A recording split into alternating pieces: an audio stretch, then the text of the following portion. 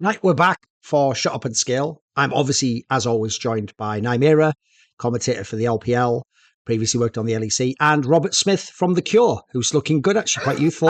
No, obviously, that's a playful piece of banter. It's Peter Dunn, everyone's favourite Hello. former Heretics coach and Splice coach, and well, you know the drill. Defender of Ebby, Xerxes, Corby. Well, not even defender, he just secretly believes Corby was like cracked out of his mind or something. So we all know the usual classic, the bingo card. Do you have your bingo card ready? Well, if so, I'm sure we'll hit all the usual topics in this episode. Now, if you know how we do this, gentlemen, we obviously nowadays start with the spiciest topic, and that's actually going to be Nymaera's. So where are we going on this one? So this one's a classic. It is delete a champion from League of Legends. Who do you pick and what does it change? So there are a lot of different angles for this. I've left it very open because I think you can view this on like weirdly a community level. What does it change at the pro level? Does it fit the style of play which you enjoy watching as well? And I have a really spicy answer for this first off. You know the first champion I thought we should delete was? Azir. I think just get Azir out of the game. Okay. I think a lot of people will take a huge amount of issue with that because of all the highlight plays that this champion makes. And typically, my logic for removing a champion from a game like this, for a question like this, is how exciting are they to watch? How masterful do you have to be on it? And on those metrics, Azir, for the top few players in the world, is absolutely fantastic. And I can understand someone putting in the comment section immediately, you're stupid, you're an idiot, you're just saying this because fake it, sweat ruler and JDG23. Of course, exactly. Inevitably be a comment about that. Inevitably there will be a comment. Any X amount of comments about, well, Knight can't play the champion, so surely you're just trying to make his career better.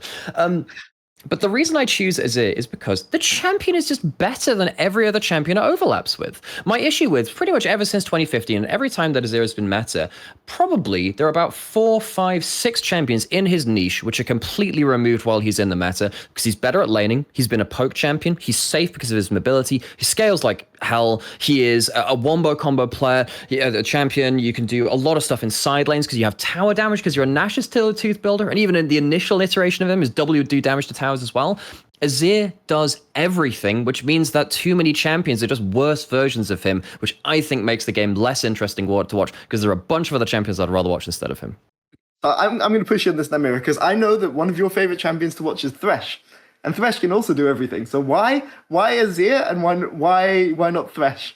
Because Thresh is, in his overlap, worse than other champions which try to do all of his niches. Azir is just, if you think about the metrics out of 10, Azir at points in history has literally been like an 8 or 9 out of 10, sometimes even a 10 out of 10 in like multiple metrics. In terms of scaling, one of the best scaling champions in the game. In terms of laning, at points, one of the best laning champions in the game. He's been a poke mage, he's been a TPS mage, and has been best in class, at least in the meta at those ones as well. Whereas you compare it to something like Thresh, the litmus test for Thresh is effectively, if you go hook for hook with another hook support, who wins? Most of the time across history, he's actually lost that to, say, Nautilus. Nautilus is the big one there. So at least there are ways where you think, okay, this guy's actually losing against other champions in his class.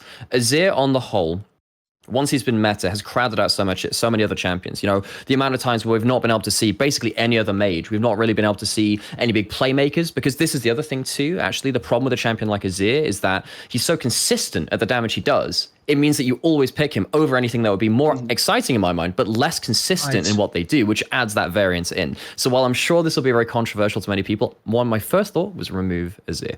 Yeah. I mean, that's an interesting one. Like, the reason that Azir frustrates me, so Azir is not my pick, but it's an interesting one now that you've mentioned it, because historically people have always said there's been Azir counters, right? What are the typical Azir counters people always say? Vel'Koz and Xerath, right? Those are always... Varus back in the day too. But yeah, Varus back in the day, right? But the problem with specifically Vel'Koz and Xerath is you can only draft them in a very, very specific type of comp, and they don't even beat Azir at 6, right? Because if Azir has any kind of jungle pressure at all, he's just gonna ult them, like, so you just have to sit there like trying to scale your best. And that is something which has always frustrated me about Azir as a coach, because there are in theory lane counters to it, but they never work unless you get winning jungle. And the Azir team, because they always have the threat of that ult, it's so hard to play winning jungle into Azir, right? Because there's even some of the best junglers in the game can't do anything to Azir, right? Like Jarvan, for instance, off the top of my head, right? When that's been a very, very strong very strong pick. So yeah, so I like that. Yeah, and also for all the people that complained about Corki meta, anyone remember Corki Azir? Remember the complaints about Corki Azir? This is the thing, because look, I think in an ideal world, Azir is not an issue because people do play the counters, people do play these other things. We don't live in an ideal world. We live in a world where people just sleepwalk into picking Azir for players which are okay at the champion, but not great. Now, I will take, hundreds of Faker or Chovy Azir games, or whatever champion you want, or whatever player you want with that champion, who are really, really good at the champion. The sad reality is most players out there are never going to touch the shoelaces of these players who are really good at those champions. So if I have to watch, I've had to watch 10 years of largely mediocre Azir play. I could have done without that. I mean, you can tell this is the LPL fan watching. It's a very mediocre an LPL. I'm not going to lie. And your point about Knight is also a good one, right? Because how good would Knight be if Azir wasn't a champion for sure? Isn't the counterpoint to that though? Like Fail has solved that for you. To an extent, yeah. If we're going back in time, I think it'd be great to delete it because obviously, it was basically almost never out of the meta. But I think now hasn't it's sort of been taken care of by failures. Yeah, and Azir isn't really meta right now anyway. No. But I was thinking historically falls in terms of. Put it this way, I know one thing that does suck is the idea. Almost every single mid lane except Knight basically has Azir as a top 3 pick player champion. Is also just kind of whack, isn't it? Because where's the style and unique strengths and all that sort of thing, innit? Yeah, and of course, I guess the second part of this question is what changes. I mean, to be honest, actually, my champion is a really hard one to go into that for this kind of discussion because pretty much everything changes for Azir isn't meta. Because I think Career was so good at it, but I don't. You can really shadowbook and say, oh, Career wouldn't have been as dominant because they didn't have Azir. Because they didn't have Azir. Blah blah blah. They would have just had other champions too. It's just the thing is that Azir allowed people to simplify the mid lane game to a certain degree because you knew all of the Azir matchups and everyone practiced that. And it just so happened that Azir was so common you could just practice all these matchups. Yeah, so I think trying to see what would change is the metas over time have always involved Azir to some degree. It's very hard to tell that one. So I'm actually more interested to see what I think would change if with your picks as well. I did have a couple of other thoughts, but I think Azir initially is the one where I'm like, actually, I think this would have led to a more enjoyable watching experience for me. I do understand why people still would want Azir around, and I'd imagine neither of you have picked that one because, again, I chose it for a little bit of spice, but I just thought, I have watched 10 years of quite mediocre play of Azir, and I could have done without that. From Faker as well, we say modern Faker, but Faker wasn't historically a very good Azir. Absolutely. Back in the day. Okay, Should I do one? Go on. Go for it. Go on, Thorin. Go. All right, I'll tell you my first one coming straight out the gate for me. And by the way, this is where I'm not a biased person. Some of my favourite players are mega on this. It's going to be Syndra. I'm sorry, you can't have a champion where when it's super powerful, you just press all the buttons and then kill the guy. What even is that? Here's the problem. The beauty of Syndra is get it to that point in the game, get the positioning on the person. By the way, I even think defensively, this guy, the week's dope, isn't it? It produces some awesome moments that stop a team. The problem is when it's just fed and it can just go and just do the whole combo on someone. In general, in League, I know in AP mid lane was more about you dump everything, but I thought that was the most absurd one where it can just, by the way, in general, you'll probably see the trend for mine is things that just get to the point in the game where it's just completely ruined, and it's just I prefer things to scale, but in a way where it's I've always had the philosophy in League, the more powerful something is, the harder it should be to do it. Now, here's the thing, maybe to get to that point it can be difficult, but is it that hard to do a Syndra combo on someone who's already CC'd? Do you know what I mean? Don't you just insta-delete them? That's fair. No, I am. Look, and my boy Knight loves some fucking Syndra. I'll give you that. I'll enjoy him doing that on Faker. Don't worry about that. Yeah, absolutely. Yeah, well, I mean, it does have that notorious name of the counterplay, but the outplay button. You just press R and someone dies. I think exactly, particularly when you go back to early years of Syndra, she was so early game skewed as well. Where if you just got hit by 2 Qs in lane, you were kind of just dead. I think. Yeah, because obviously Syndra's had two different, maybe even 3 versions over time, because they changed her passive a little bit. I think modern Syndra, they've tried to make her less obnoxious early game, but then more point and click one shot late game, which actually adds into the negatives you're talking about there. I can see the logic. Personally, I think that Syndra has enough weaknesses in being immobile that I don't mind seeing Syndra, because at least there's that kind of feast or famine in terms of I'm going to one shot you, but then I put myself in range of a Syndra, of a Jarvanol or something like that. But I do understand actually, there is a reason it's called the outplayer button. That's actually a good bit of logic. Yeah, I was just since you mentioned Syndra, I was just quickly checking. Yeah, there've been Syndra support games. I knew I'd thought about Syndra support. I definitely seen some back in the day. My only problem with Syndra, so I agree with you in theory that Syndra is broken, but two of my favorite mid lane matchups to watch are Syndra versus Sylas and Syndra versus Orianna, which are just like Syndra versus Orianna to me is like the ultimate skill matchup in mid lane. So I feel that I would have got cheated out of that. What would I be watching instead? Wait, isn't that one which your player Humanoid lost Yes, against Showmaker? The skill match where he gets hit by every Syndra Q at Memicide 2021. He's already counted for that. It's the ultimate skill matchup, though. The way you have to play is, the levels, Yeah. I mean, I will say the Syndra Orianna matchup, I learned a lot about the game because there was a point in time where Rookie was trying to play the lane like horizontally. Right, so he was playing because normally people would play the matchup because Rookie was like the guy for the Syndra versus Orianna matchup, and on the Syndra side, he actually would try to rotate the lane, which was really really interesting back in the day. And as a coach, because obviously I wasn't somebody who was ever like a top tier pro at the game, that was like a light bulb on, that you could do this kind of thing. So for me. Personally, I love watching that champion, but yeah, the fact that it's playable bot lane now is like really, really, really. It's not the first time she's been playable bot lane either, because she was super broken in 2020, and then we had in fact, oh god, one of the funniest and most obnoxious combos I ever saw was Detonation focused me in 2020. They had a Heimerdinger mid lane player, but also Utapon would play Syndra bot, so they play like Syndra Heimerdinger. And this was just before mythic items came through as well. So you'd have like this poor Aphelios completely outranged by like 2 mages. One skill shot lands and they just cannot play the game. Yeah, so there were definitely some points where Syndra, I like playing Syndra. I like the matchups into Syndra. I can understand if you're on the other side of a strong Syndra meta why this champion just doesn't feel fun to play against. So I'll just be honest. I can see the logic. I never played mid lane, so it's all some bullshit. Listen, if you play anything support ADC, it's just bullshit, isn't it? It's not even skill. You didn't have to do anything. Go on, Peter. And the problem is now it's obviously broken containment into bot lane. All right, go on, Peter. Then. What have you got? Okay, so I had 2 for this. One that kind of Riot of the champion doesn't really exist anymore, but I'm going for the one that does exist, which is Aphelios. And the reason why I say Aphelios is because for me it marked like a change in Riot's design philosophy. Right, it was 2019 December where this champion came out, and Aphelios when it came out was OP at like literally everything, with the skill basis being that you had to rotate your guns in the right order, which everyone worked out within 2 months, 1 month of the champion coming out, how you were supposed to rotate the guns. Okay. And the response to the criticism for this champion was 200 years. 200 years of It was like we are unapologetically.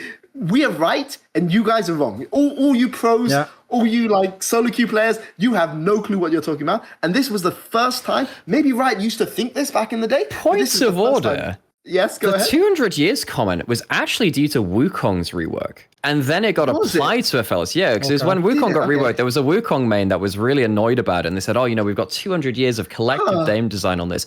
And then basically immediately after that, Aphelios got released and people were like, look at this, 200 years of collective game design. So it was applied to him after. It's a point of order. I actually so, by the way, another problem as well, we all know this, but I'll say it for the millionth time. I also just generally despise that framing on any topic. You'll know the other one you do. Hey, they've got 50 LCK championships. Like, you just mean like it was Faker plus Order, plus Chauvin. Like, shut up, you idiot. Like, you make that sound like they won every year. So when you say 200 years, like, mate, about 8 of those are just you watched him make Yumi, 200 years.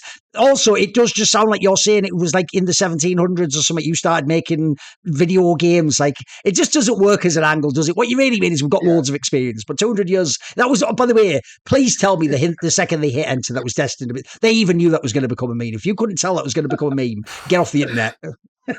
But that actually... and it was also banter that people would just say every time the ult happened. Like, you're 200 years! That was fire. Every now and then the community could come up with some funny ones, exactly.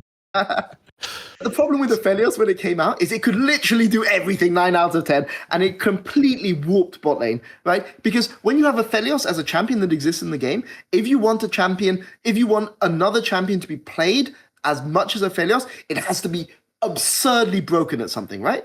And that's how you get to Zeri being in the game, right? Because Zeri, if you want a champion in bot lane to be able to match it with Aphelios, it has to be so broken at the things it does because Aphelios exists, right? Whereas you go before Aphelios, they're very, very clear strengths and weaknesses for all these bot lane champions. So that's what I kind of despise about Counterpoint to that, the most played champion against Aphelios was Jinx. 2022 is the Jinx Aphelios meta. Jinx was a 2013 champion, and it's very. I think that in some ways kind of directly counterpoints what you're talking about, because actually it's quite a simple champion who had extended range and wave clear, which could then not interact with Aphelios during points of his kill threat. Because effectively what we learned in 2022 was Jinx beats Aphelios at level 1 because she has the wave push of rockets. Aphelios then beats Jinx at the next few levels because he actually unlocks his abilities. Then at level 6, then at level 6 things get really Aphelios sided until level 9, and then Jinx gets full levels of rockets and she can wave clear again. What I'm struggling with this champion pick from yours in particular, Peter, is that I think a lot of this was also due to some really bad item decisions, which I don't think are an Aphelios problem. I thought there was an item problem because I thought Gale Force and Death's Dance were the two big, and Collector. Yeah. There was a release Collector, there was Death's Dance where it's built on every ranged champion, and then there was Gale Force, which Gale Force on Aphelios was. It was just not fair, because when you said, you have to be so much better at XYZ aspects, the one thing he didn't have was mobility, which is why he was picked with Thresh and why Gale Force was so broken on him. And I think that the strongest forms of Gale Force were just frankly not fair on him. And then Death's Dance, where he'd just take 1 million damage, it would burn down a third slower and he'd hit you with an ult, and then Mr. 200 would happen. That was always unfair. So I can understand in those periods of time being okay, remove this bullshit. I don't understand how it works because it's not a regular AD carry and it's kind of bullshit. I don't think that's been the case for a while though, Peter. Sure, but the problem is with this champion. So my issue with the champion is, firstly, I think it was broken. The Jinx Aphelios matchup was a very interesting matchup. I see that to you. But look at the ADC champions that they've had to release since. Things like Senna. Neela never got picked, but Neela had to have that gimmicky thing inside its game. What's the other champion? Oh my god. What, Smolder? No, Smolder, yeah. But I'm thinking about a champion, had a win war. Danny was absurdly good at this block. Samira, that's what it was called. Released at the same time as Aphelios, and also beneficiary of Broken Death Stance and Collector, by the way. Stupidly broken. And Broken Shield Bow as well. But the problem with Aphelios is that after this, everything which happened in bot lane, all the new champions that they released afterwards had to have a gimmick, right? And maybe that's not Aphelios' fault. Maybe they just ran out of design space with designing AD carries, and this would have happened anyway. But for me, Aphelios is the one that kind of broke bot lane as being a fair, gentleman's agreement for AD carry. Bot lane is where we play Sivir. Bot lane is where we play Vayne. All of these champions suddenly become obsolete overnight, although there was a time where Sivir was very, very good into Aphelios, but generally Aphelios kind of obsoleted Sivir, right? And that was... Yeah, go on. Yep. All good. Right. Here's the problem. I disagree and agree. I agree on this level. This is very simple to say. I think you're way too generous, bro. I guarantee you, Aphelios is my number one champion if I create League of Legends Guantanamo Bay and I can take some of the best pros ever, especially non-ADCs, and I can strap them to a chair and tell them, you have to explain to me what this champion does with its ult and this different gun. I would think you would be shocked how many Worlds winners will actually fail that question, bro. I'm genuinely, and the whole thing you just said about cycling the guns, mate, I think one of the worst things about that champion is a lot of people in their brain, because of how every other ADC works, aren't even looking at the gun, unfortunately. I think that's one of the bigger... In fact, I actually think one of the things about Aphelios that's underrated is I actually think it's one of those ones where you require things like your support or someone else on your team to almost shot call what you're going to do against the Aphelios. So I think that's hard. Now, I will say the part where I disagree is this, which is I also, at the beginning, because of how many absurd, especially that giant one that just blows them all up immediately, that ult, the 200 years ult, we all know that looked like absolute nonsense because it looked like you just fire a Command and Conquer nuke onto the other team and they all die, even when you're the last person alive. And the amount of fights that got turned by that the first year were absurd. But the problem is, first of all, as pointed out, some of that was item power creep, basically. And then also, I'll just say that's one where actually I did do research and had people who I knew, like Upset and other pro AD carries who liked it, basically sit me down and literally show me like what is actually going on. And like, for example, they would explain things like, well, you don't always have that particular gun out. You don't actually have that ult available. Like, you're just remembering all the times you did have that. But for example, there's a reason it doesn't do that every fight. And also, you have to have skills where you go between the guns, and you have to understand like also actually that makes some of the skill in the matchups is when you can do that. And then lastly, once it got past, I would say the first 2 years. But this way, anyone who played Aphelios in the last like 3 or 4 years, Light, Gala, those were just fabulous players, man. That wasn't because it was broken anymore as a champion. They were just people who actually were specialists at that champion, and some of them were extremely good at how they used it. So here's the problem. For ADC, I do think it actually ended up being probably the most nuanced skill expression ADC champion. The downside, and has strategic elements. The downside is, I do hate in general in League of Legends where you can't sort of intuitively understand if you don't play that role. And even though the people said all those stories like, oh, the ADC will just sit down his teammates and bro, we can barely get ADCs to sit down their teammates and get them to understand normal lanes. Never mind like how Aphelios works and what he's doing at what time. And lastly, if there's any role, it's probably, listen, ADCs can shot call like this, like fight now on mid. They can't be like, I'm going to go to this gun. Like they're not, they're left. I always say they're left clickers. They're not thinkers. They're not speakers. They're left clickers. So unfortunately, I also think in that sense, like basically, I like what ADCs do with it. I don't like sometimes if you're against it. Thankfully, I will say this conversation is quite fair though, because not only has Fearless nerfed some of this, but I actually noticed when we were going through all the champions, all the obvious ones aren't even played anymore. Like, I don't know what you, Peter, when you said it earlier, wouldn't this answer have been for a lot of the last half a decade, Yumi? It's not even in the meta. No one plays Yumi. Like, that one was the obvious, like, lol, it doesn't even do anything. You just carried, like, not even, by the way, even in Fearless, not even played. Isn't that kind of wild? Because that's one thing I give Riot credit for. One game of it today, funnily enough. It does feel like they sort of are able to get these things out the meta eventually if they're too crazy. Eventually they do sort of, like, make them nerfed enough. Yeah. Which is why the champions which I often think about are the ones which have been so problematic over time. I think, look, there is an argument for Yumi. For me, actually, the argument for Yumi is less about pro, and I'll go quickly into this because I've had a rant about this in the past, but it's more about how it's affected the player base. Yumi is a consequence of the onboarding of League being so poor. Yumi is a champion that allows you to experience League of Legends without actually playing League of Legends. You don't have to position. Yes. You don't have to do the same warding that you do as support. You just attach yourself to the best player on the team and you still get to experience League of Legends. And I appreciate the design being, something which a lot of people attach themselves to. It's a very popular champion, like Mako's EDG skin was selling a hotcakes. That stuff sells so well. So I understand why they did it. I hate that it is a consequence of League not teaching players who are new to the game how to actually play the games. They had to give them another way to experience it. That's the bit which I don't like. But when I think about other champions, which I think I'd be like, okay, go across League history, just take them out of the equation. A lot of them are ones which just kept coming back and kept being problematic time after time. And most of them came from 2015 to 2016. Most of them did. I think one of the biggest ones which we have to talk about is Tahm Kench. Tahm Kench was such an awful thing for pro play. How many times that champion was nerfed into the ground, then still played, then still OP? It's crazy, isn't it? The kit is just OP. Yeah, because we had Ezreal Tahm Kench way back in the days. Remember the original ult?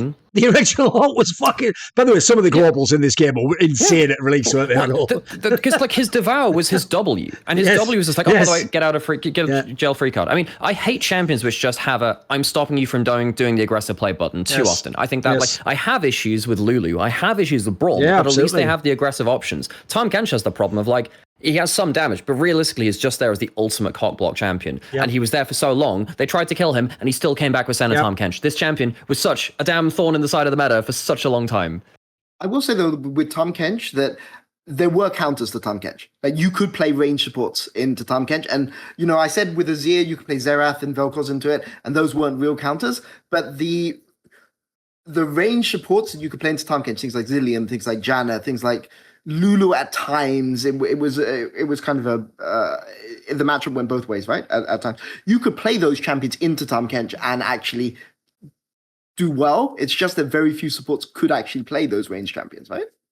And also the problem was his grey health wasn't balanced to the point, so you just poke him out. Because this is the problem. It's like, oh, you counter him in lane. He doesn't fucking care. He just sits under turret and he'll just save the combo. Sadly, that particular concept, by the way, it's almost all the same with Apex health. Like when fucking back in the day, how Pyke used to be able to do that too. Unfortunately, they tend to release those and not realize how good players will immediately abuse the fuck out of that. Like that grey health was unbelievable at the beginning, mate. There's another you had to nerf in the ground, yeah.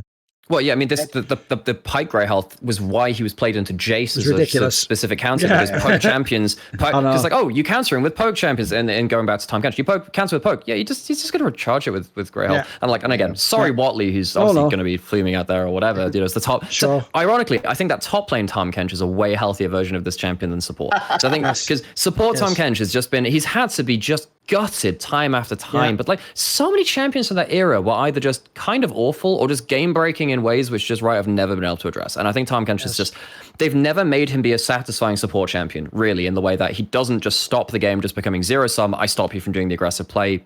Congratulations. By the way, you've even reminded me there of another game design concept, which is actually mad underrated because Pyke is it. You do know, right? I can tell you, if you actually strapped me to a device where actually it's like Inception, and if I die in the game, I die in real life, I can tell you, I would be the most responsible W user on Pyke ever created.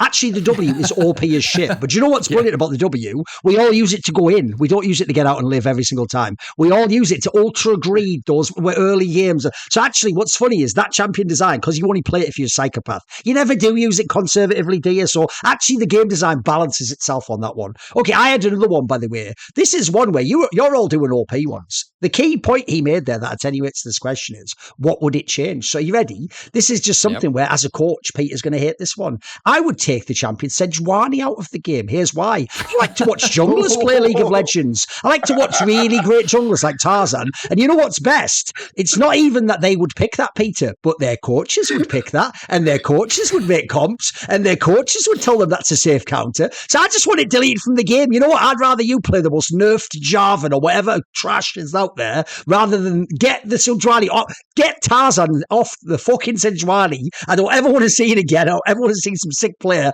that's a dope player and throw that bullshit ult out. I hate it so much. You get to see Irelia, and you get to see Silas because of how broken they are with this champion in exchange for your jungler not being able to play. That is true. The monkey paw curls. That's true. That's true. Fair enough. Did you have one more, Peter? Okay, so Yuumi was the one I was going to say, but Riot have done a good job with this. I think, to be fair, with a lot of these really, really stupid stuff, I think Riot have done a reasonably good job at for the game.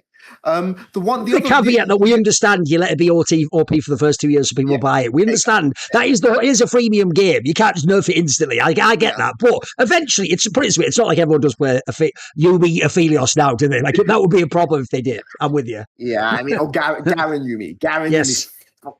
I never ever want to see that champion ever again. Okay, but so the other one I kind of like had in my mind is old Ziggs, right? So I'm actually going to credit Riot for this, right?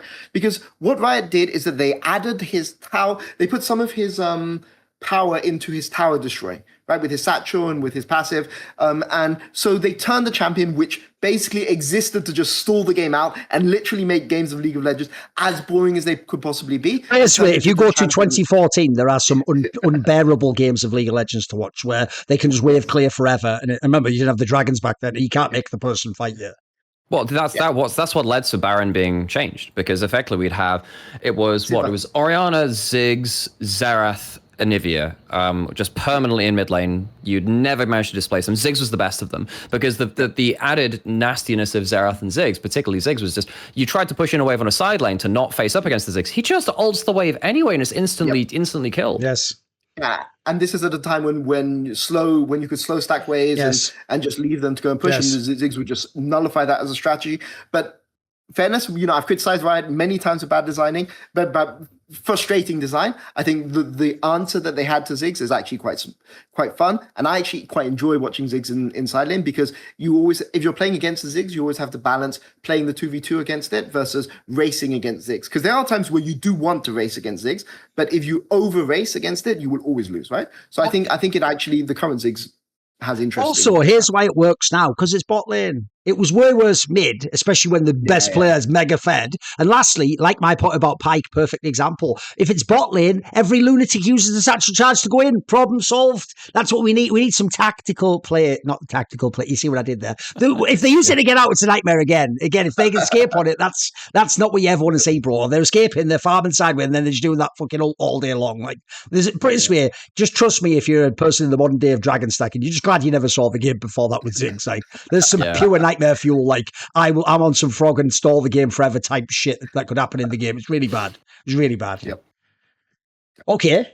Well, obviously some of those champions have been deleted. What if you wanted to delete some weight from your life? Well, that would obviously be difficult, right? Because people probably already have a vague idea. I need to do diet, exercise. I've got to learn more things about the world. Well, what if there were extra ways to help yourself? Well, that actually is the case. If weight loss has felt like a losing battle, this summer can be different. Skip the guesswork and try weight loss by Hims. Access an affordable range of FDA-approved GLP-1 medications, including the Wegovy pill and the Wegovy pen, plus the support to actually stick with it. So with Wegovy at Hims, you can lose up to 20% of your body weight when combined with diet and exercise. It can help you regulate your appetite, eat less, and keep weight off. Plus, Wegovy is the first ever GLP-1 pill for weight loss, so there are no needles involved in case that's something that you're squirmish about. Everything happens online through Hims. You'll be connected with a licensed provider who will determine if treatment is right for you. If prescribed, your medication is delivered right to your door, no insurance necessary, and it doesn't stop there. They will also provide you with things that will help you support you in hitting your goals, like access to 24/7 messaging with your care team, in-app lifestyle and nutrition support like recipes, meal plans, fitness videos, sleep content, and more, and within a range of affordable GLP-1 options. Hims makes it simple to find a weight loss approach that fits into your world, your wallet. If eligible, you'll get a treatment plan personalized to you and unlimited dosages as needed. So, ready to reach your goals? Visit hims.com/scale to get a personalized, affordable plan that gets you. That's HIMS.com/scale, hims.com/scale. Weight loss by Hims is not available in all 50 states. Wegovy is the registered trademark of Novo Nordisk A/S. To get started and learn more, including important safety information, Wegovy clinical study information and restrictions, visit hims.com. Okay, right. We will now go to the second topic, which is going to be my topic. And that is going to be which current pro, parentheses S, so it can be more than one depending on how many you've got, which current pro would you most like to see become a head coach in the near future? So I've even actually specified, a bit like what happened with Perkz, that we're not just making them a coach. I mean, by the way, if you don't know the Korean league, like almost everyone becomes a coach, it feels like. If you're just a famous pro, you join a coach. That doesn't mean you ever become a head coach. You might just be one of many coaches. You might just recycle around. But the reason I purposely picked head coach is I want to make it explicit. You don't just have to be a drafting wizard or, a guy who's coaching a position. I mean, the full thing. What does being a coach, run a project, run a team, decide all the, we've already done past episodes where we've gone into what coaching involved. I want to know from you guys, obviously we're going to be speculating massively on this one. A lot of these people might even just be active pros and it might have never given any hint that they're going to be a coach. So who wants to start us off? Who has a good suggestion? Okay, so the first thing which I thought of when talking about this topic was I went through every current active tier 1 pro, and there was a very short list of people I would have even put down here. That's the first thing which I say. There aren't many players which qualify even close to this. That's the first thing. To the point where I think in Europe, I'd be very interested to see if you pick more than one name. I think there was one name in Europe I think could maybe do it, and I don't think many other people could even qualify. I think for Europe, Broken Blade is the one person I think has the standing, the communication, and the ability to lead a group of players, which I think would actually mean he'd be a decent head coach. I don't think that means he'd be a good, great head coach necessarily. I don't think many other people within Europe who are currently active have the character to lead a group of players and also be good at all the other skills you need to be as a head coach as well. So this is kind of one of the pet peeves of mine, because I believe that a player who will be an excellent head coach in the future needs to kind of earn their experience, right? This is something I've talked about on the show before, but people frequently point out that LCK coaching staffs are full of ex-pros. But those ex-pros, with the exception of Score is always the exception that proves the rule, had to earn their way up. They had to work in the academy. They had to like be like the third coach on a team for like many, many, many years in order to be able to do that, right? And so, but the problem I have is that in Europe, the way that the GMing works and the way that coach selection works, this is actively punished, right? And I'm going to give two examples of ex-players before I go and give my answer to this question, which is, you know, ex-pros that I think, ex-pro players who I think should be coaching in LEC, Soaz and Edward, right? Both of whom did their part. They earned their stripes. These are guys that I've interviewed. I've literally interviewed to be parts of coaching staffs before, but either finances didn't work out or other opportunities didn't work out. But like these are people who I know are good enough to be LEC head coaches, right?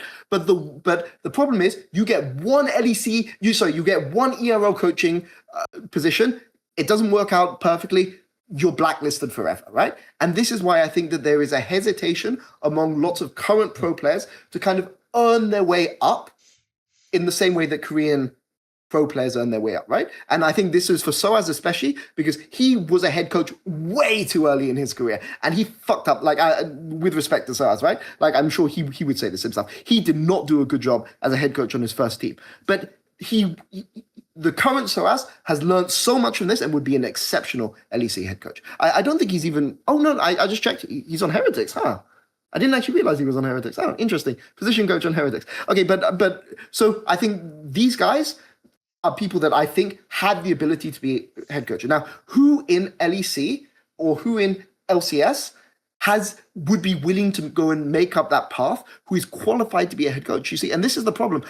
So I have two people who I think would be exceptional head coaches in the future, right? The first is Wonder, okay? Like if you ask me of all the players, because I've coached in the 2019 G2, you know, I've worked with everyone on that team except Caps, right? Mickey as just like a side. And if you ask me, who did I think of those guys would be the best head coach in the future? I would have said Wonder, right? Why is that? Because to be a head coach, I think you need 5 things, basically. You need experience, right? You need to be able to understand what your players are going through. You need team building. You need leadership through arbitration, not like top down. It's not like we're not in Korea, right? It's not, you will do everything I say. That doesn't work in Europe, right? You have to be able to arbitrate properly. Has good game knowledge, has good flexibility, right?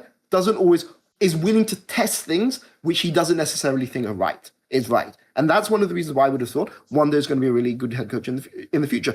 But do I think that Wonder is willing to go through ERLs, willing to spend 3 years being a position coach, you know, in order to get his head coach role at LEC? No, I don't think that's going to happen. But do I think he would be a good head coach one day? Yes, I think he would be an exceptional one.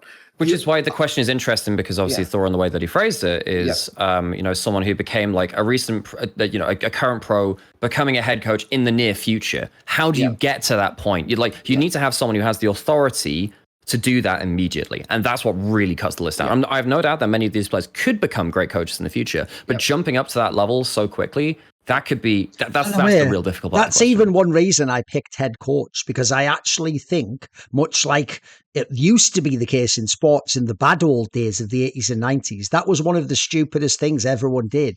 Either just because you were a really good player, or the most dreaded one is you were a smart player. It was assumed you are a great coach. Welcome. In fact, what they used to do in football was sometimes at the end of your career, you just became the player man at coach and then the coach. And it's like, he hasn't even coached before. And by the way, player coach is even more cursed because I can control the game. If I'm like Brian Robson, I'm like a mega midfielder who controls the game while coaching. At that point, mate, how much am I coaching? How much am I just winning the game because I'm doing what I say? And then the day I become the coach, like, it's diminishing returns after that. Like, eventually you quickly find out, because this is the secret trick to it. Coaching is its own entire skill set that must be committed to. And no matter how great a player you are, on some level, there are some skills you are starting at step one, no matter what you are like as a pro player. And that's why I think in sports, they nailed it now. They make you earn badges, which means do courses where you learn things. And then almost nobody actually becomes the head coach of a top team. You either become a head coach of a small team, which is a massive gamble, by the way. That's how you can fuck your career, a bit like the LEC example. Or most of the time you become coaching staff, you shadow a good coach, and then eventually someone, through word of mouth, believes you're worth taking a chance on.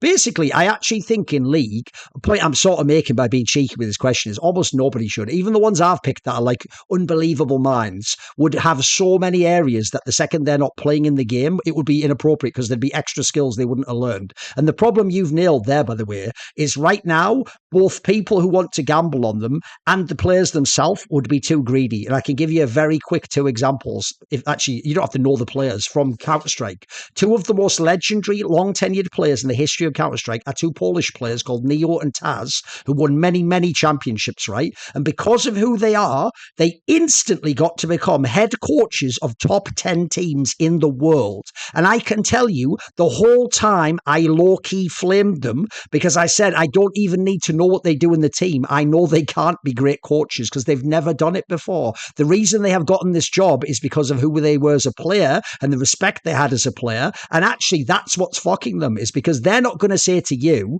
hey, give me a worse position so I can learn. They're going to go, I believe in myself.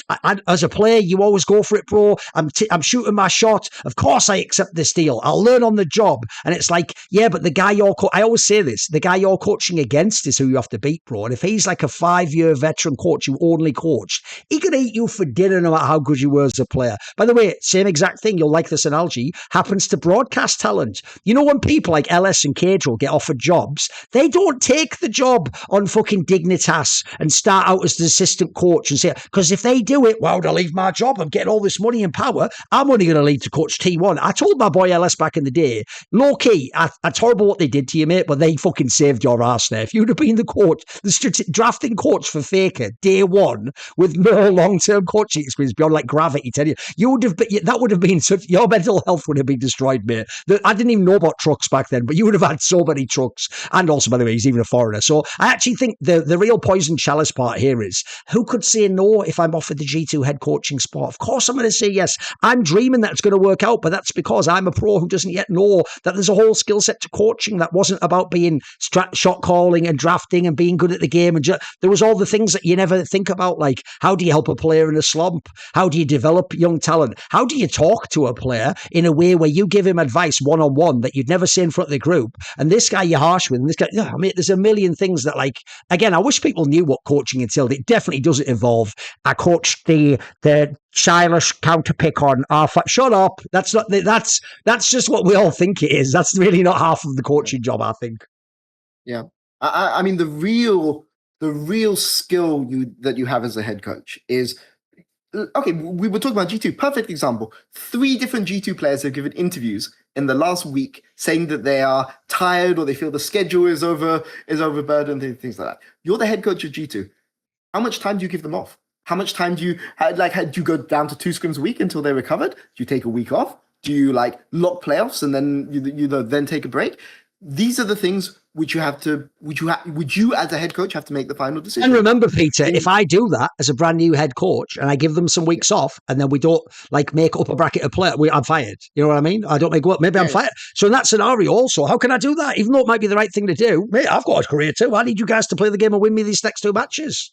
Yeah, and specifically for the G2 thing as well, they have really strong basic protections on the days off for players, where they will always have a day off for players, like in their schedule, in their week, where like there's zero contact between team and player. Like they have complete time off basically. So G2 are actually one of the, as far as I'm aware from speaking to people within the LEC scene, G2 are very good at trying to protect that. I think this is why it's so interesting in their case. Again, it's slightly drifting away from the question, and the difficulty that Dylan and whoever else is in the decision-making process for that will put into, in terms of, well, they're just playing like a million events compared to what League is used to. Now, plenty of people, I mean, it's something that which Kire brings up a lot when talking about the difference between, say, like Dota and League, where like Dota just plays all the time when they're on effectively, and that brings up questions about, well, is League's schedule that bad compared to XYZ games? I think the big thing is that League schedule is bad compared to how it was just like a year or 2 ago when we didn't have as many events crowding the schedule. I think that's been the difficulty from the head coaching position / the decision making of how to balance things.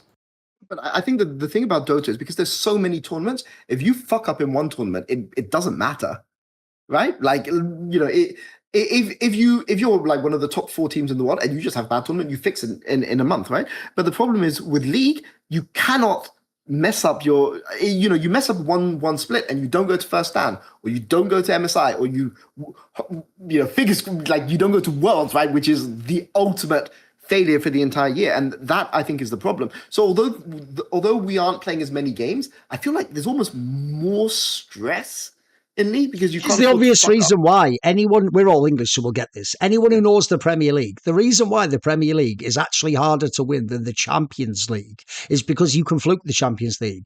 Anyone who, I'm a Liverpool fan, right? One time Liverpool lost the Premier League, losing one game in the season. Do you know what it feels like, by the way, to know that if you lose a second game, Manchester City will definitely win their game and you will lose the league? That makes that means even the game against the shit team is actually incredibly important in a way it wouldn't be. Like in a cup, by the way, you can also have two legs in cups, you can have someone else get knocked out who's good. So the other problem as well, I always say for league is this. I figured this out literally 10 years ago. The burnout doesn't come from the number of games because, by the way, the LEC's never played the amount of games of the LPL. The burnout comes from living in a team house for 9 months of the year and that each tournament isn't like a week. It's essentially like 11 weeks long. And as you're saying, the wrong 3 weeks of that, by the way, completely destroys you. You either don't make playoffs, you fuck up the playoff thing, you maybe go the worst ever. Let's face it, people have done this. Fnatic, Vitality shout out one time. How many times have teams had an awesome 7 weeks in a row in the regular split and then been absolute shit in the playoffs? Yeah. Right? Like, as you say, Peter, that would be 3 tournaments in Counter-Strike or Dota. You know what? Maybe I'll win the first one. That's totally different if I then fuck the other 2 up. Maybe I'll fuck up the first 3 and I'll win the 4th. And then lastly, because you live in the team house, people genuinely don't get this. The reason why Counter-Strike is the greatest esport to ever play is because even if you're the world champion, 2 days after you win the world championship, you are at home with your friends and your family in your home city where you were born if you want. You can have a girlfriend that never comes on the road. Like, that doesn't exist in League of Legends. She better live in Berlin. She better fly in. Also, if you are ever that guy, I always feel bad for Koreans on this. Imagine being the lone Korean week 5 on a team that's failing in the LEC with no other Koreans on your team. Good luck. That's going to be fucking depressing. Walk around Berlin on your own or waiting how many weeks to go home. By the way, what about when you don't even make the playoffs and you have to go home after the 8 weeks? You know what I mean? So I do think it's underrated, the refreshing element of you go home, you reconnect, then you sort of like, right, did a bad one that week and you go back again. It feels like once you start the LEC year, you never stop, bro. You maybe get a couple of weeks off in between if you fuck up playoffs. Yeah. I mean, also there's a story about a CB LoL player who just recently had a kid, right? And was playing, like, had a massive dip in form, but basically it was leaked through inappropriate things. But it's everyone knows it now. It's like common knowledge, right? Amongst like everyone now, because it's gone through all the media channels, right? But, it turned out he had a kid. He has a wife back home. He had to leave his kid for the first time, and he's expected to play. And obviously, he wants to keep secure. He wants to protect his family, and maybe this news never leaks, and people are just like, wow, this guy is just trash all of a sudden. Yeah, what's happened, worse. Right? Yeah. So, who did you pick, by the way? Did you pick a player? So I mentioned Wonder, but I actually have an actual thing, and I've written in capital letters a qualifier. So my player the one player that I'm 100% sure would make an insane coach is Impact, but I've written. I had him on my list as well. Yeah, I have it written in capital letters Asia. Right. It wouldn't be appropriate for Westerners, right?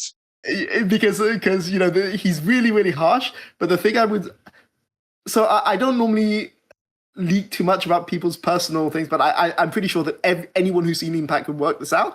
If Impact had to coach the average LCS team, or like even a pretty decent LCS team, he goes crazy within like less than a year. I don't think he even lasts a year. You put him on Dignitas, he doesn't last 3 months. Was it unprofessional behavior, I'm guessing? Yeah. I mean, like he has absurdly high expectations of himself and absurdly high expectations of his team. So you put him in charge of like a Korean team, I think he could already be an insane coach. You put him in charge of an LCS team, holy moly. You put him in charge of an EU team, like they'll probably answer back. Like, because the way the EU teams work is your players will answer back to you a lot more, right? By the way, the obvious example for this, I've always thought, is the coach Song. He won Worlds in LCK and he kept failing in fucking LCS. Like, I'm sorry, LCS is a worse league, but the point is, that's the difference culture has when you bro. Absolutely. Yeah. Tabe in Brazil, Yeah. Had a terrible time in Brazil, but is one of the best Chinese coaches ever, right?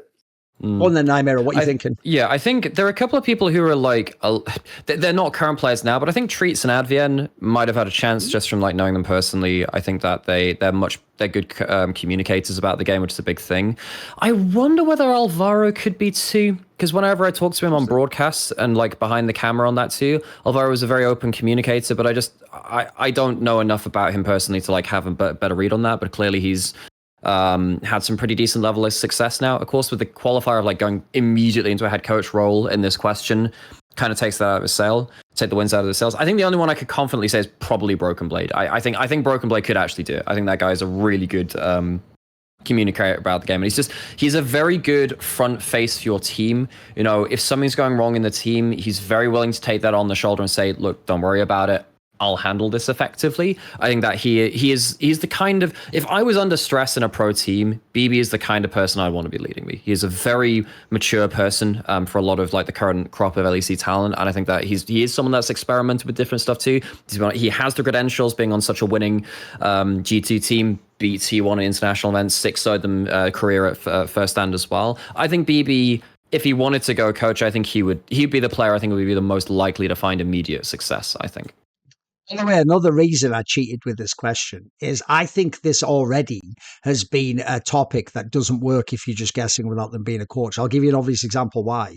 If I'd have gone to your head, like, I don't know, 8 years ago or something, to loads of people, commentators, pro players, people who played against him, do you think Mithy would be a great head coach? They'd be like, he'd be the greatest head coach. And I can tell you, from knowing Mithy himself, there's a reason he doesn't even try to be the head coach anymore. Basically, I asked him, because I never understood when he was in Fnatic, I said, mate, I heard a lot of crazy shit behind the scenes about what happened in Fnatic, and that people were almost like, you know, cutting your balls off or not listening to you, or you couldn't persuade them. And I said, I don't get it, because where was Mithy, the guy who used to be in the room and do the VOD review and command the room, and everyone had to listen, and you'd battle them, and you wouldn't take no for an answer. And he basically sort of told me the gist was, I just lost that when I wasn't a player anymore, because part of what that was when I was a player, I knew I was right.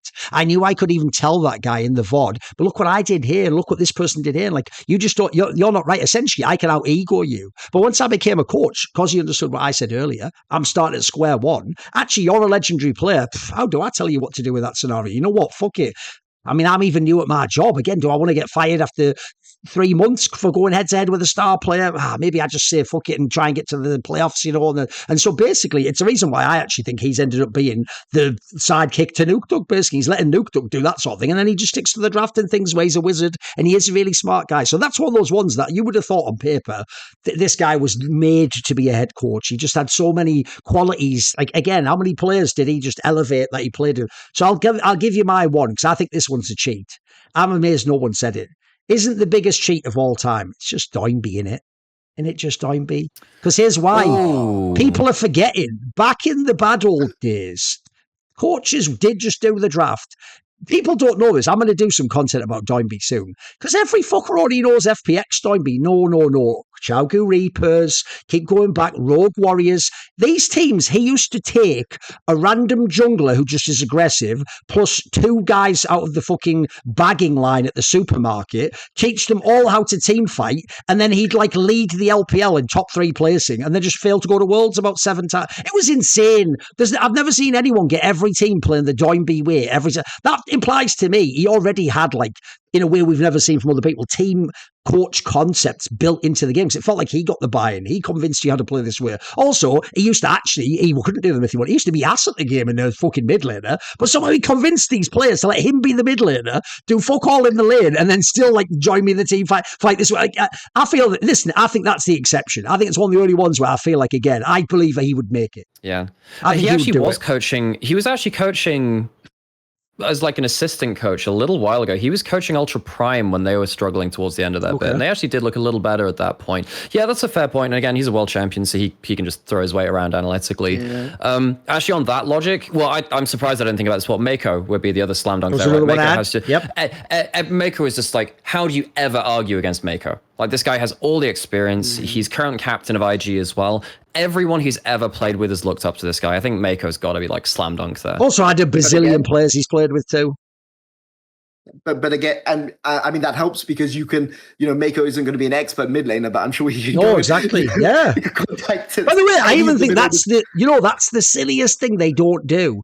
Here's what's sad. It turns out I was wrong on this one. I actually thought the reason I gave Romain and Dylan Falco mad props, I thought the reason they brought Perkz in was just to do that, to give like a lecture or to be like, guys, here's something you're missing in your game. Give them, hey, essentially, I have the pull to bring Perkz in the room and have him talk to you. I thought, because I think that's the most underrated thing, Peter. I can't believe how many head coaches don't do that, where basically you bring in some legendary player who's either retired or they just like at the end of their career, but he's willing to come into your dressing room and back up this coach and tell him, hey, listen to this guy. I know it might be top. That's actually an underrated angle. People don't use their pull enough, in my opinion. That is, I'll admit, as a coach, I've used that cheat code before. Now the question is, they were like, right, listen to Xerxes. He'll tell you how to win the game. Well, he went to Worlds. He did go to Worlds twice. I mean, but I think this Bingo is cards. When Perkz became the head coach of G2, like for me, it wasn't. I think Perkz will be a really good head coach because I think that he will use his network better than anyone else. Okay. Out there. My problem with Perkz is starting on G2. That is a really hard job, right? And as you said, mate, it's not where you want to make your mistakes. You want to make your mistakes on the one where no one cares, and then you get to pick up the year later. Yeah, exactly. I will say with your Dombey and your Mako examples, I agree with both of you, but again, Asia context. Yes, true. Like let's say Mako is fluent in English. He's not fluent in English. So let's say he is. He goes to LCS or he goes to LEC. Oh, no. It's not. Shall I tell you the obvious angle people are going to miss as well? It's not a meme. It's built into the firmware, especially in Korea, by the way, that you must respect elders, right? It's the opposite in the West. They go, like, mate, who remembers seeing that clip where I think it was Kadril, fucking Vladdy was talking to Kadril, and he was like, how is Perkz washed now? Bro, you would never fucking say that on a stream as a Korean player about like some legendary mid laner. How dare you? Wouldn't even think that. Never mind say it, mate. But in the West, the kid will just go, yo, shit, I would beat you now. And that somehow discounts your experience, which is mental. But I agree, that's actually in some ways, here's the actual secret. So it's actually in some ways harder to coach in the West than it is in Asia, in my opinion. That's why certain people, it's like there's certain skills that you might not even need to have to be the social element of a coach in Asia, I feel like. Right. Like occasions, like to again, like really impress this because this applies in many different Asian cultures too. It's not homogenized, right? But it's definitely something in there. Like I watch sports anime where there's a major plot point about, wow, this kid's so disrespectful. They're so good, but they're very disrespectful. I'm like, yeah, but they're obviously the fucking best of what they're doing. Clearly they should. It's like in my mind, I'm sat and like, is this really a big thing? And then I was. Actually, yeah, maybe this, like, whatever, this catcher for whatever baseball team probably should be talking shit to senior classmates or whatever. But I will say that this makes the Koreans that manage to adapt to Western League of Legends all the more impressive. Yeah, absolutely. Like, I have nothing but respect for Rigby and for Rainover, right? Like, those two guys... Yeah. To go through what they've been through. Reaped was there in the early days, like Reaped had he was on an org that would back him up, right? But Rigby and Rainover were not, right? And like they've kind of worked their way, so respect to them. I'll even say this as well. I've even heard that Reaped was the cheat code because the joke I've heard is he wouldn't have got the LCK gig because they already thought he was a bit of a wild guy and he wasn't really sort of like the company man. So if anything, he was like the exception and he was a little bit more individualistic and Western anyway. So I feel like that's why he vibes with the players, gets to buy. I agree with you. I think, well, here's what's funny. A bit like the example with Song. Don't laugh at Song. I think you could take some of the multiple world's winning coaches from LPL and LCK, give them even top teams in the West, and I don't think they'll win. I think some might not even win their league, mate. That's what's crazy. Yeah. I'm going to say a controversial thing. I think Tabe is like literally a top 3 coach of all time.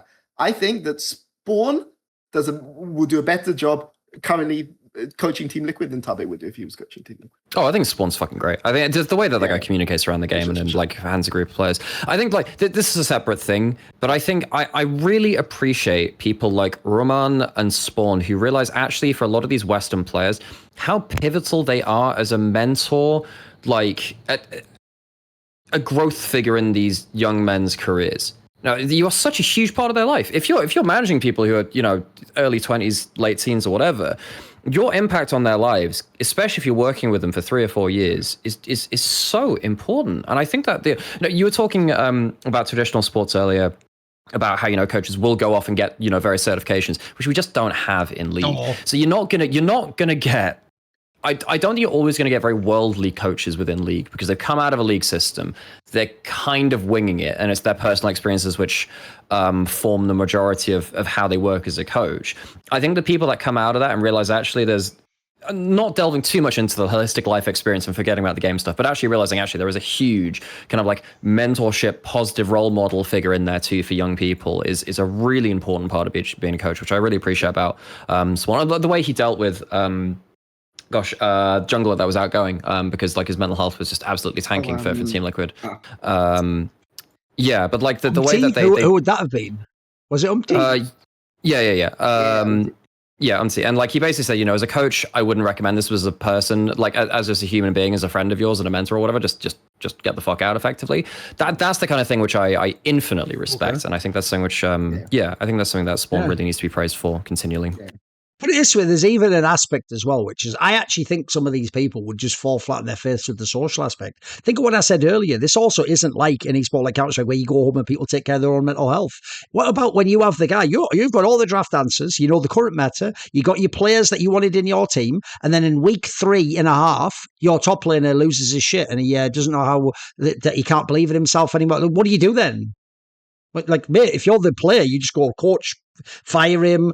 I actually don't know what you do. Like, what do you do in that sense as a coach? That has nothing to do with being good at knowing what the mid lane matchup should be. Like, that's a totally different skill set. Maybe it's not even appropriate to you, the person. Like, you actually, by the way, are probably going to discover on the fly that's half of coaching.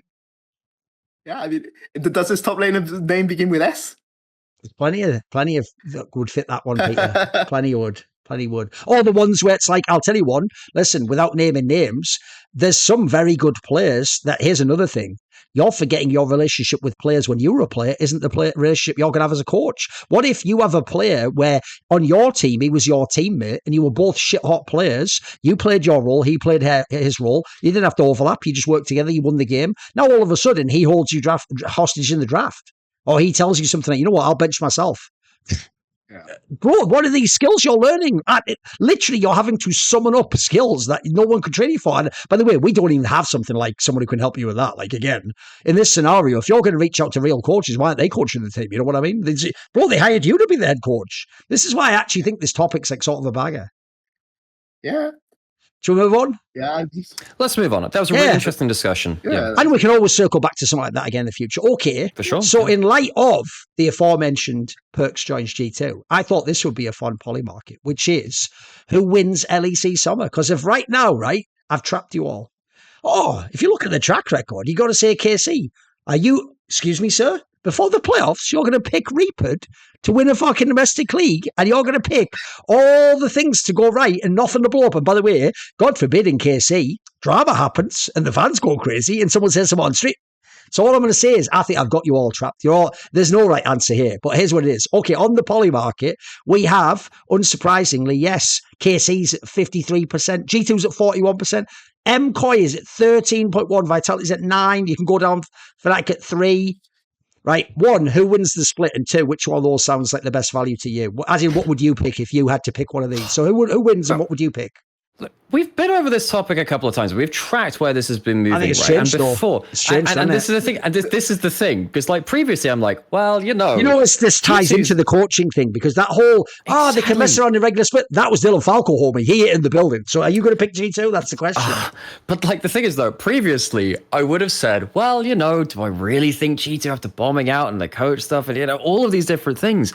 And now I'm like, I don't think there's ever a world in which KC is that far above G2. No, really, because we haven't dispelled the intangibles from G2. That will be forever. It is one of those things where it's just you believe it when you see it. And I think previously when G2 were like really high up in the numbers and KC were lower, I was thinking, well, okay, the value's on KC. I think it is now the other way around. I think this is the other way around where I'm like, okay. Is there a chance? Would I slightly favor KC just an overall odds to win? Yeah, I think G2 are giving me some worries with their interviews and some of their gameplay. I'm sure they could fix that, but there are worries there which I wouldn't have had with another iteration of G2. Now I'm sat there, I'm like, yeah, but that's assuming the value is there on the other option. Now I'm like, okay, G2, the intangibles are still there. This is probably the best deal you're ever going to get on G2. Okay, Nymaera will take G2 here. What about you, Peter? I'm laughing the vitality at 9%. Holy moly! But okay. So the last time we did this, we had the hypothesis that Canna would be good in France, and Canna was very, very good in France. And Canna was much better than BB in that series they played 3 games, but the problem was they gave Kled in like the literal perfect situation that you could ever give Kled. And there is no way that they do this twice, I say, but KC have done this many times, like giving Kled in literally your perfect lane matchup into Renekton, into like a comp that cannot play into Kled. And they lost that game. So I think that now that they've got the Kled out of their system, they're not going to give it in playoffs. And, the big reason that I thought KC had an advantage over G2 is that Canna, with home support, is going to be a better player. We know the LEC finals are going to be in Nice, so I'm going to stick with KC simply because my hypothesis was Canna is going to be good in front of a home crowd, and he was exceptional on that homestand. And I think it's going to be very, very hard for G2 to win with Canna in that form. Well, I've set it up this way. I do think if I had to pick today, because nothing happens to me, I'll just say KC does. They do look like they should be the team that wins. All the numbers are going up. Everything seems like it's going up. I mean, the Inkiahu gets better and better and better. It looks awesome, more awesome. Callisto mega. But I tell you what, I actually agree with Nymaera. I'm going to take the value on G2 because G2 at 41%. I even think there is a world where, forget even if he's a good coach, this is also a team where we didn't even mention this. I think this team actually, because they also have the exact same roster, he didn't even remember. There's another thing. Often head coaches get new players. He has the exact same roster that's been together 1.5 years. I even think to some degree they could almost half autopilot themselves to the championship. It won't even have to be that Perkz gave the fucking movie speech or figured out the amazing, this counters this and that. He might even just be able to make mistakes and learn on the job and still win anyway. So I think just for the value, even though actually right now I actually do think it's a fair pick to say KC is the best team. Okay. Did you know we have something called LFM Premium? I know you did, because actually, shout out to people who like to support Last 3 Nation. A lot of you apparently have been picking our show, because if you subscribe to Last 3 Nation Premium, go to last3nation.com. It costs $9 a month, but you can get the whole year for $90, which is actually $7.50 a month. It has a 7-day money-back guarantee. You will get all the shows from LFN ad-free.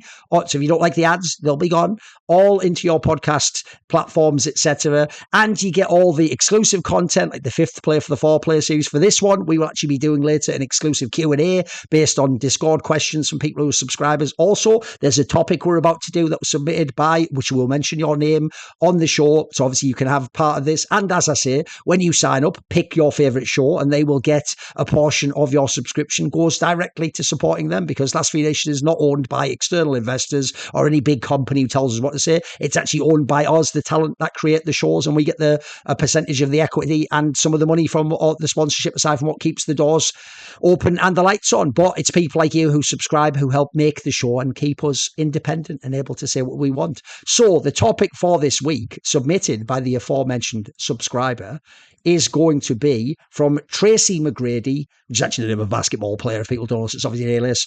As a fan who didn't follow LOL esports from 2014 to 2017, who were the top laners that, in your opinion, didn't get their flowers, even though they won stuff or were in all pro teams in their leagues? For example, QV, Duke, Hoodie, Mouse, etc. You basically listen. By the way, I will say this: you didn't follow it, but you just listed that off. Maybe he did research, maybe he game PD'd. I assume he just looked up all pros and looked for people he hasn't heard, putting GOAT conversations. So obviously this is catnip for some of the people on this show. So, which already I know there's going to be some bollocks from like Brazilian. So fucking. He listed all elite LCK, fucking people from LPL. I know there's going to be some absolute nonsense on it. So all right, go on then, guys. Tell me this where is we Peter's started. Topic. Go on then. Where we started. Peter, you got the floor. Well, I mean, the question is who didn't get their flowers, right? Yes. So this is the first part of it. Like, so Smeb is the first person that came to my mind, but I'm pretty sure Smeb has his flowers, right? So I don't think he goes and counts. So I have to go and pick somebody who is offbeat. I've got so many for this. Okay, I'm gonna going. And it's 2014 to 2017. I'm going to say 2014 only. Do not look past 2014. Do not watch any Go-Going games of 2015, 2016. Like, just don't. He doesn't exist, okay? 2013, 2014 is the only time Go-Going exists. We don't go and talk about, what happens when he became very popular and, maybe got distracted by outside things from League of Legends. But 2014 Going, especially the 2014 Going that was a Worlds. You want a series from this guy? Go watch the OMG 3-0 against Najin Whiteshield from Worlds that year. He destroys them. He is like the guy. He's like a 1v9 machine in that entire series. And, this is the last time that I can think of, until you get to like Xiaohu, but Xiaohu was a very different type of player. The last time I can remember that a Chinese top laner dominated Korean top laners this hard, right? And I'm just trying to think off the top of my head, because a lot of the when you talk about top laners in Korea and in China, you're either like a sword top laner or you're a shield top laner, right? And in terms of sword, Chinese national, not like people who played in the LPL. I don't think there is a better guy than Going, and 2014 I think was his year, and then things went off the rails after. So the core of this question is like the flowers thing, right? So it's like who wasn't adequately celebrated, perhaps even if they won stuff, were they better and stuff. Now there are some names on that list which the person who gave the question I would actually agree with, and I think that those we're talking about them. I think Cuve is a really interesting discussion because he's a Worlds winner. He is a Worlds winner. He won with Samsung Galaxy in 2017 but that was all about, ambition story. It was about ruler in the AD carry meta, Core JJ's rise to glory as well. Crown had fallen off at that point. I think for most of Cuve's career, he was viewed as a bit of a bum in regular season. He wasn't great. And then just every so often, he would just explode a regional qualifier. And that's where I think he actually deserves his flowers. I think specifically in regional qualifiers, Cuve's had some of the biggest level ups of like any player ever. Like, sadly, he wouldn't match that in a lot of the big playoffs, a lot of the big regular seasons. Not that he didn't have performances there too, but like this guy was a menace in regular season in the qualifiers. So I think specifically for that, I think Cuve actually deserves a shout out because he performed much better in that area, and it meant that they got to Worlds a lot more times than I think they would have done based on regular season results. Just a quick question, follow-up question, Nymaera. Is there a better weak side top laner than Cuve in this period? In this period? Yeah, as a weak side, like as a shield top laner. I can't think of one.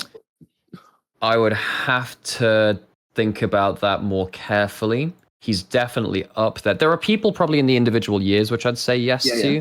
Like 2015, there are probably a few which I would name. Okay. Like I really, so for instance, like there's a player which really isn't mentioned that much anymore because again his results wasn't there. But Jin-Air's top laner Trace was really intelligent on weak side. I really liked him at that point. Although I'd have to go back and watch a lot of 2015 VODs which I haven't seen in a while to like give you an actual result on that. But yeah, I think Cuve, he was very good at just locking in Nah and saying, you know what, do your worst, I'll still be here. And I think he was really good at that, which was very helpful for his team there, which allowed them to play the bot-centric style and, play around ambition more than other teams would have allowed him to. Go on there, Peter. Okay, so another one. Which one of these should I go? Okay, I'll go with China a bit more because we can go and talk about Korea a bit more later. The second one I have is ZTAI. So IG 2015, like very, very much the sword type top laner. Had the role on IG that had Rookie and Kakao on it. That TheShy had later. Was not as good as TheShy. I'm not going to say ZTAI was as good as TheShy. Mid laner role swap to top. Absolutely suicidal in the way that he wanted to play the game, and costing his team in playoffs multiple times, but clutched it often in the regional losers brackets, and things like this. Again, series I would recommend for him, go watch IG versus Chagu, 2015 regional losers final. He picks Riven first game into Lulu and like completely destroys that series. So he's another guy. I think if you only look at internationals, that IG team was very, very, very streaky, but they were very, very fun to watch because they just fought all the time without thinking. And I think people underrate as a result the mechanical skill of those players. So ZTAI is the second guy I would go. Because what's funny is when he listed a bunch of those players, where like I said, I'm pretty sure he just went on look at all pros and thought, why have I never heard this one? I actually think he nailed one immediately right out the gate, which is a classic actor. It's got to let me, the RNG top laner, right? He's the guy who suffered the most from them not golden roading 2018. Because what you guys don't know as a result is, if you only watch Worlds, and we know some people only watch Worlds, right? Here's the problem: you just saw him do fuck all, because he played against peak wonder, and also they swapped the meta to be solo lanes that could be swapped between top and mid of carries, and this guy was the quintessential pressure and weak side absorb pressure top laner, because his job was to always let Uzi carry the game. So here's the joke: if you watch MSI in the LPL, you're also not watching him, because you're watching fucking Uzi in the bot lane from minute one, pressure every CS, attack them, destroy them, and all you're seeing is this guy on Maokai coming in a team fight or something. You're never seen him, and then you're just going to let Worlds go, he's fucking up. So you're just going to think he's just some nothing player. This guy was really good at exactly that. Essentially, if you love, classics or Dewam Napier, this guy was made from the same cloth, and he literally was. Look, he was never going to be a great carry player. He would just did the thing where, like them all, you have the one or two times you get a counter pick, or you just get the one time as in the draft it made sense to give you something just to keep you honest. But aside from that, his whole job really was let Uzi carry the game, and he was extremely good at doing exactly that. And I can tell you, if you know players who've played that role, that doesn't just suck in the sense you don't get to star.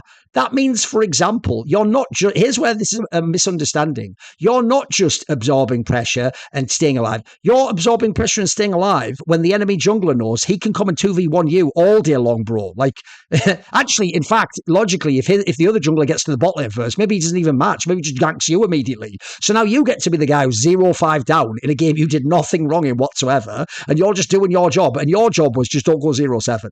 That is the most thankless fucking role ever. So this guy won plenty of things. He had some all-pro position. But I agree, he'll never get into one of these lists, mate. I mean, I'm actually shocked this person, just he looked him up, wouldn't even mention the guy's name, because he definitely was in that cloth of the Coral Ones of the world, who, that's never going to be sexy. No one gives a fuck about you, I'm sorry. The joke is, even when he left that team, people didn't even notice. They were just like, it's fine without him. It'll be good. It wasn't, but they were fine. Yeah. That opens up a really interesting discussion, because I think a lot of people assume that LPL top laners have always been carries, and that's just not true. That's not true. You look at that like 2015 to 2017 era, and a lot of the top laners were, they dealt with the pressure well, but largely they were kind of like bruisers and team fighters. I mean, Let Me's on there.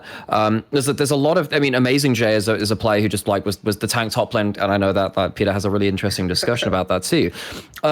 Since then, obviously, we had like TheShy, been in more recent years, Breathe, these great carry top laners which have done some untold damage on the international scene. And of course, it's a flashy way to play. But I think particularly after EDG won MSI 2015, China was really captivated by playing more holistic top laners that weren't necessarily out and out carries, but they were there for the later game team fights on bruises and things like that. Yeah. But a player that was a carry during that era, which I think, and this is so strange because again, he is still currently playing, I guess, technically. He's a world champion, but he didn't get his flowers at that time, is Flandre. You have to talk about Flandre's original days. I know we were always going to come around to this guy. If you know the people in this call, we were always going to come around to this guy, Flandre.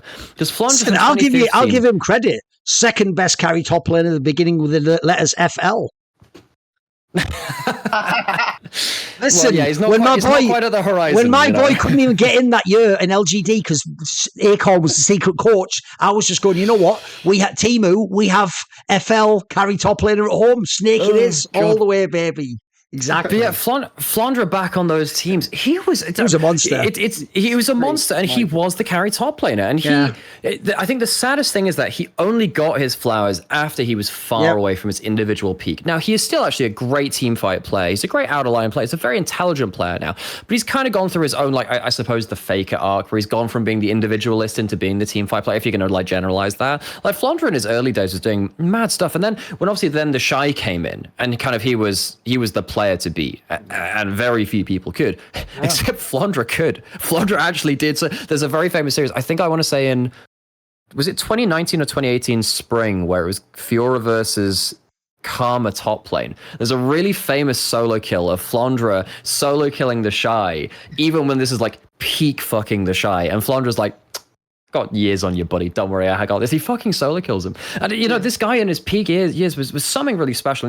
I'll admit, I wasn't there for all of it. I have to go back and go look at it. But you go talk to some, like, Emily Rand or Kelsey Moser or Raz. These people will champion, like, the Snake version of Flandre for forever and a day. And they absolutely have every right to do that, because while he did become a world champion on 21 EDG, it was like in Graves' top lane meta where just things randomly fell into favor and he managed to, science his way out of top lane. That wasn't the way he was at his best in his early years, which I think that deserves more of a spotlight. Who knows? Maybe he's about to win worlds in BLG doing the same thing now, weak side, but he's never going to get to be the carry, is he? His job, if he joins that team, is to not be Bin. So unfortunately, he used to be Bin before Bin.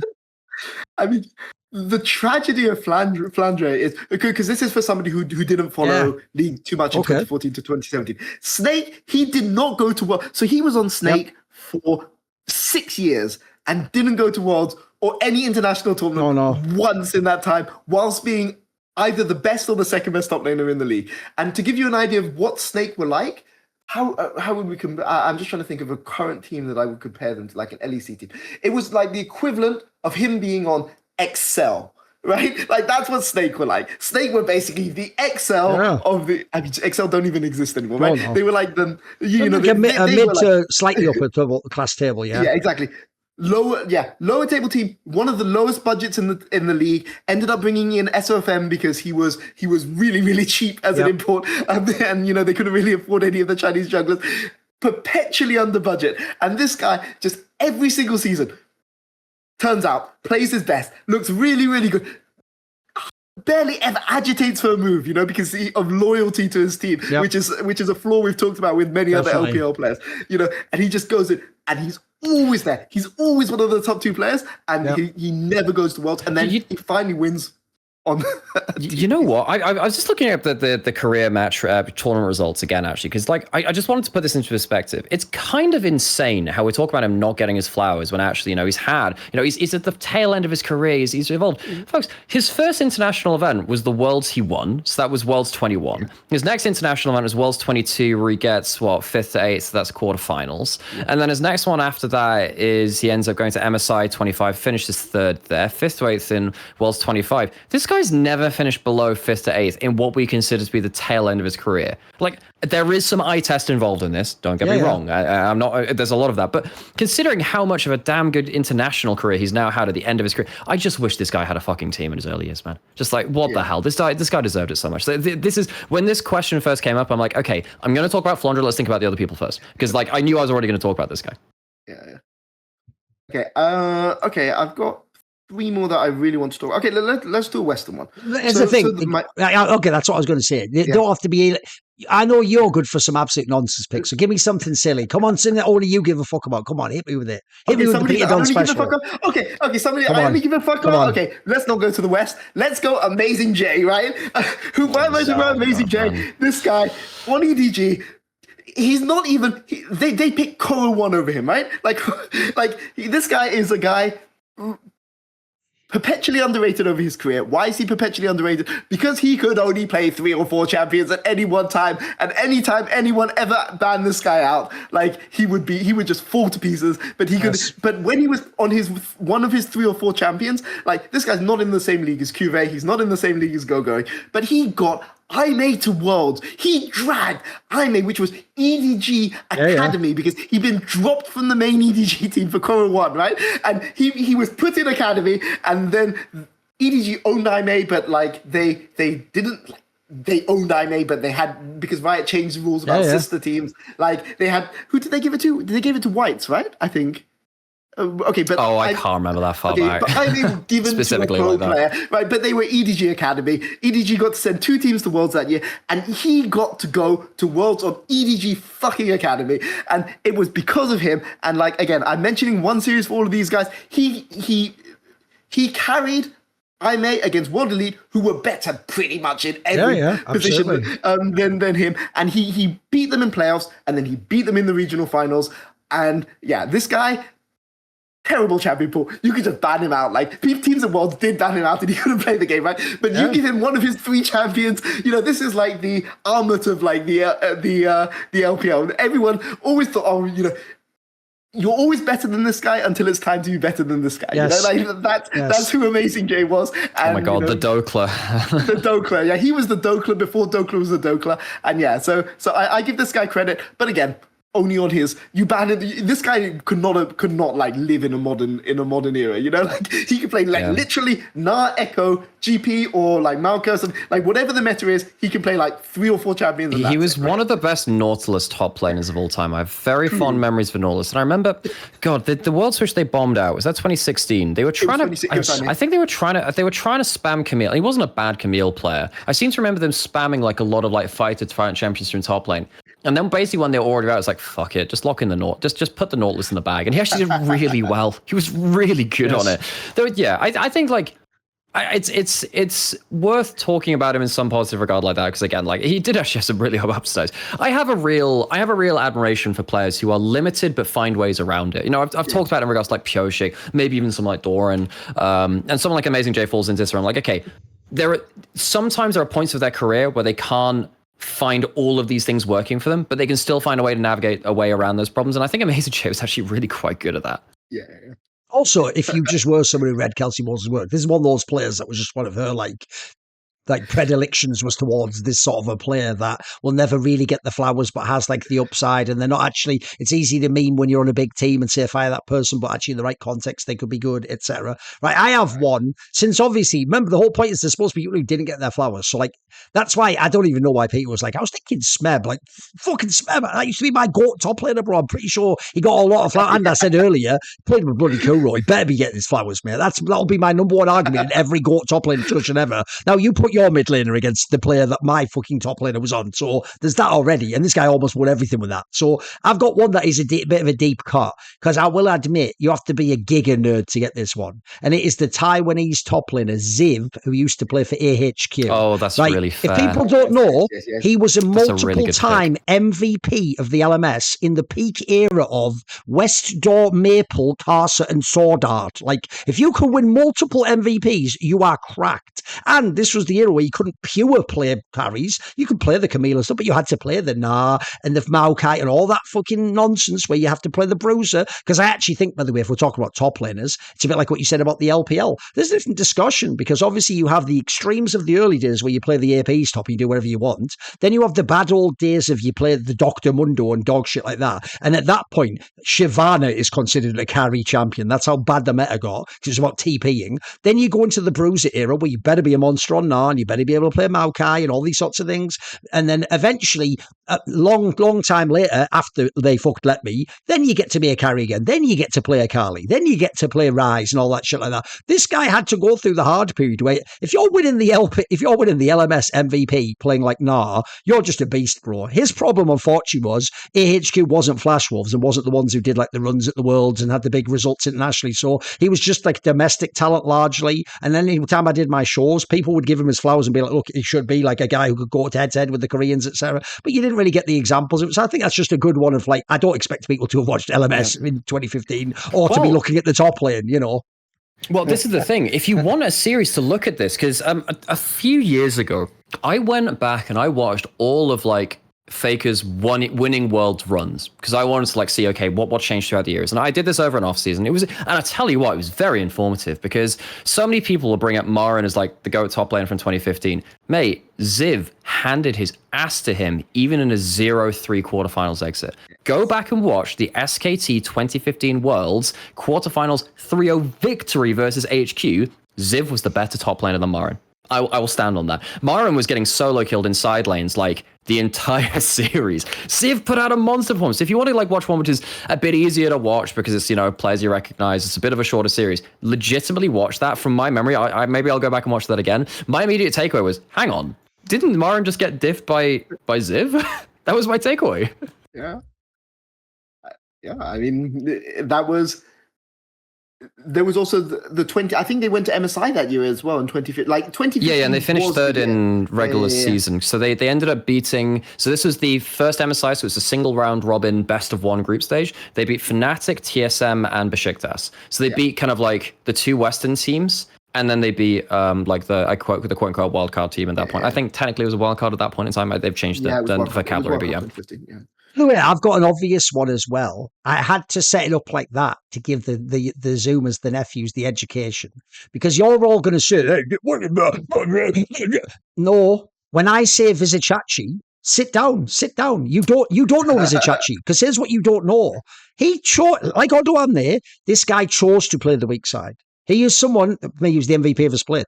He could have been a carry top lane. If this guy had been born in a world where he just said, fuck it, and didn't actually care about the strategy of the game, and was on a worse team and was selfish, this guy could have just said, I'm a carry all day. I think he was a very talented player at one point in his career. But the problem is all of his success largely, because he couldn't get to Worlds, there's another one of these, notice by the way, the main criteria that gets you in this is, you just keep getting tortured in the regionals. This guy had a million chances where it was like the regional last game is what you lose. And so people only know him when he was on the splice, etc., and at the end of his career. So at that point, people only know him as he's a weak sider, and unfortunately, they do that assumption of that's all you can do, and you don't have the hands to be the carry. No, this guy definitely had the hands. Actually, if anything, one thing that shocked me is, unlike my mate Odoam there, who I can tell you is totally at peace with having been the weak sider, and just knows that was just the way it was to play. Actually, I was very shocked when I did my reflections with Vizicachi that he actually said he regretted that, and that he wished he'd sort of called his own number a little more and just been a bit more demanding. Not because he didn't like his teammates, just because, when you know you could have done these things, part of your wishes you had.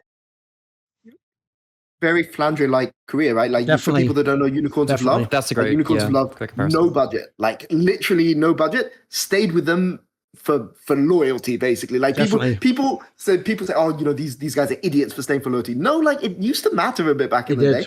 And he was the face of this team, got them in. I think Poppy, right? The old Poppy that you could go invincible. That was the promotion series. He was very popular on that one, Yeah.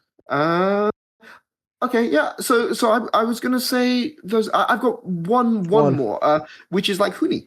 Huni 2050. Huni 2015 on Fnatic. Huni 20. Wait a minute. What flowers didn't he get, homie? Like, this guy got the flowers, the bag, was on a million teams, went to Worlds, went MSI, was in okay, fine then. Just give me the angle. How did listen? You might like him as a player. That's cool. How didn't he get his flowers, Peter? People still.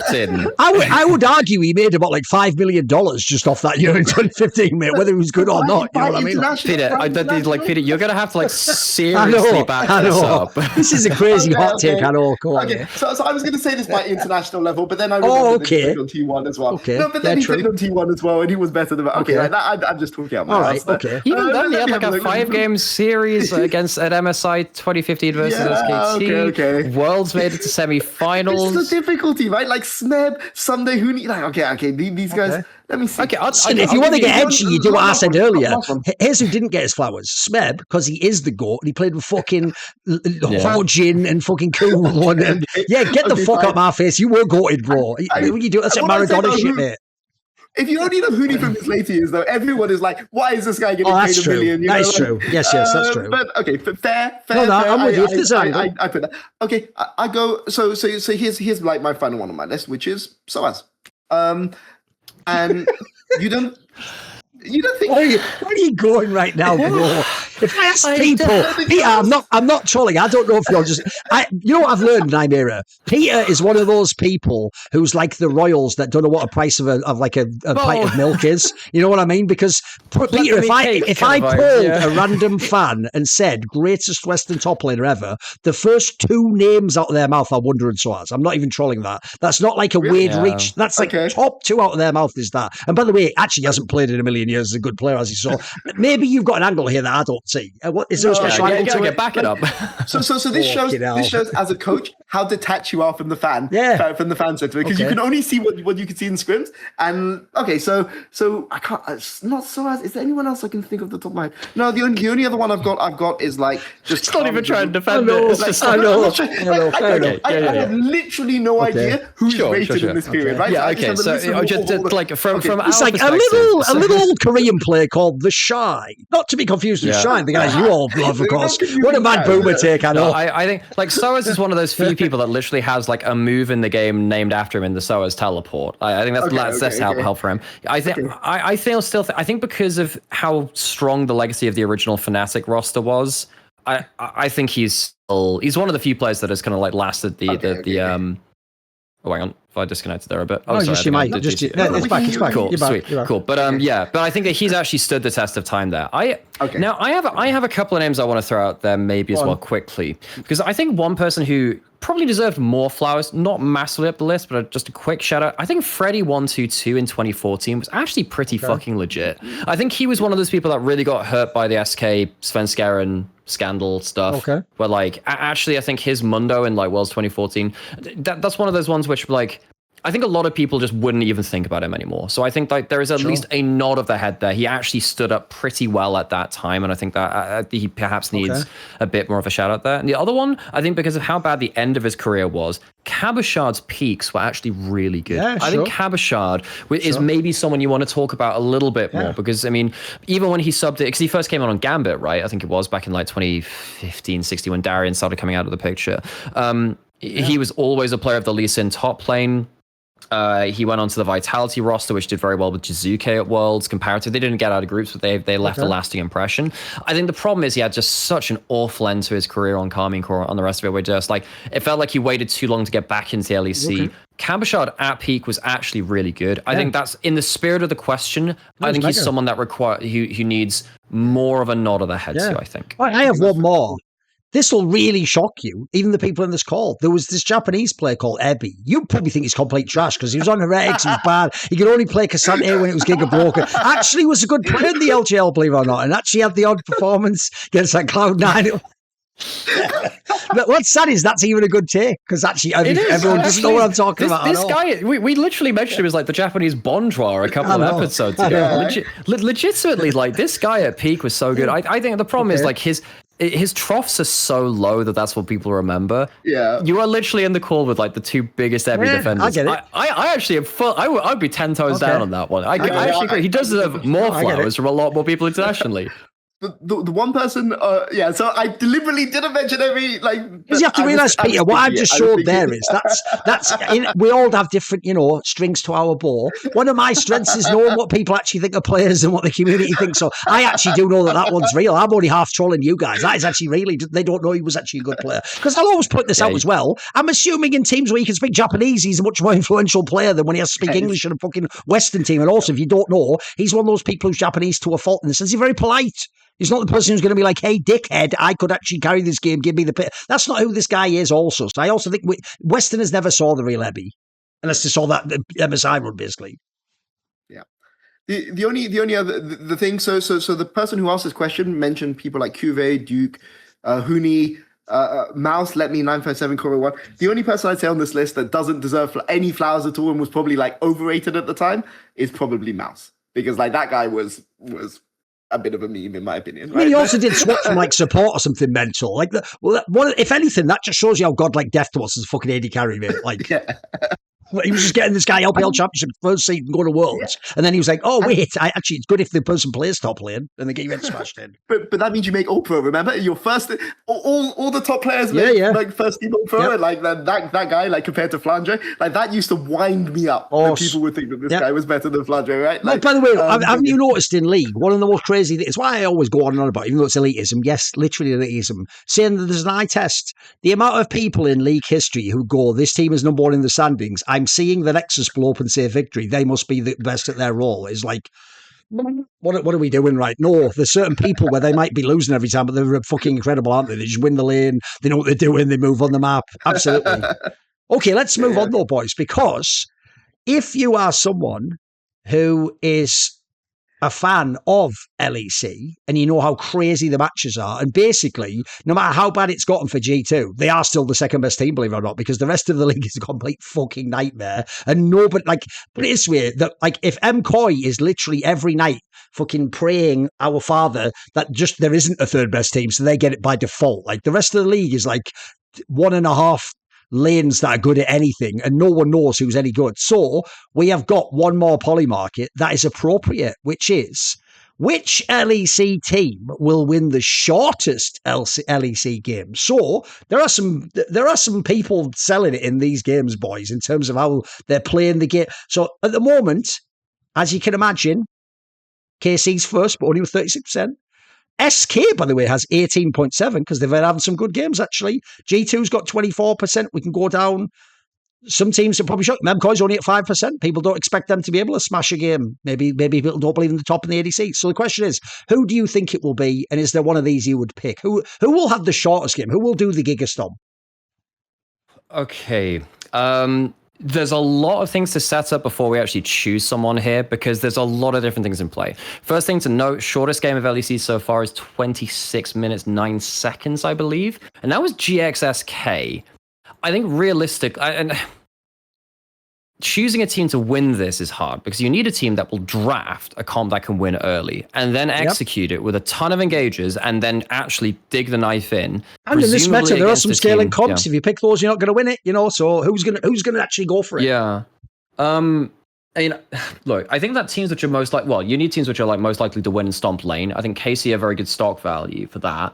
I think realistically, I look at a team like, do you think MCoy would actually close a game where they get super far ahead in? I actually think that MCoy are not that, even though I'd normally say, in another split, I would say MCoy, because they draft something weird, get super far ahead, but I think that they're just not responsible. My joke has always been, my joke with MCoy has always been, the aim of Elyoya is to get so far ahead that he can throw at least 2 to 3 times and still win the game. So the problem with that is you don't close on the first try. You do the loop, mate. So sometimes you got to play catch. Sometimes you just feel like playing baseball. Yeah, will he though? So the SK one's spicy, because that means people actually think SK can just do it, bro. Like, they've got a different mid laner now. It's a team that has some good players in it. So do it the other way around, and then I think it's easier. Who's going to lose the game? Because once you work out who's going to lose the fastest game, then who's going to win it becomes easier, right? It's probably shifters, no? Because they like heretics aren't going to do anything from behind. They're just going to sit out and stall the game, right? Yeah. Where shifters are going to fight you from behind. I could believe that. And then the other side of this is, we already have that 2609 for SK. Is anyone going to beat that? I actually like Peter's angle there, because he's right. The reason why it could be shifters is they also have players who in isolation are good in lane, who actually might, if they die, just feed the lane, basically. Whereas you're right, there's certain teams will just turtle and just be like, right, I'll just play a boring league. You almost have to think you're good enough to win that you'll really run it down and completely feed the other team and get completely destroyed. That's actually a good sort of criteria to frame it. Yeah.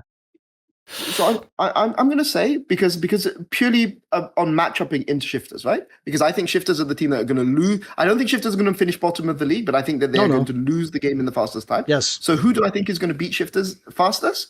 I think it's either Vitality or GX. And my instinct says Vitality. Have Vitality already played shifters? If they've already played shifters, no, I'm going to say Vitality beats shifters in the fastest amount of time. Well, I will say, if you take them at 5%, if you are saying I would take Vitality, you'll get excellent value, certainly, yeah. I might go out on a limb and say, I'm actually not sure anyone's going to finish. Look, I know that the other regions also have some quick games. I think LPL had a Who was the current one you said had it? Game. Who was it? Had the current one is SK has it. Oh, wow. Which is why I think they're so high right here. Yeah, okay. Yeah, because they have the 2609. So you might just take that and stick with it, basically? I actually wonder if no one beats 2609. Right. It is possible. Okay. It's pretty fast. We've seen faster in the meta. Okay. I might say SK, because I think that teams will at least stall out a little more. I think that they might. It's a little close. It's a little long for a short game in this meta, but I actually might just say SK might hold on to it, and other teams won't beat 2609. Okay. Yeah, I think I take SK with that. Although that's a risk, I think. That will be all, unless you are an LFM premium subscriber, in which case you will get a little Q&A. And obviously, in the future, you can be the person who asks the questions. So we'll see you next week on Shut Up and Scale. Unless you are a subscriber, welcome behind the paywall. You are now going to get to listen to your questions or other subscribers' questions. By the way, if you'd like to submit a question, just subscribe. Go into the Discord with the permissions set. There's a thread on League of Legends Premium within the crewmates part. You pick the LOL questions. Obviously, we have lots of different shows. So, by the way, you can ask for multiple shows too. But just put Shut Up and Scale as the topic, and then put your topic in there. We'll pick some of them out. We also, because the nature of our show is different than some of the Insight, which are a lot of topical things, we might even go back if there's weeks where there aren't as many and pick ones we didn't do before. So, I actually think it's one of the shows where you've got one of the better chances to ask a question. So.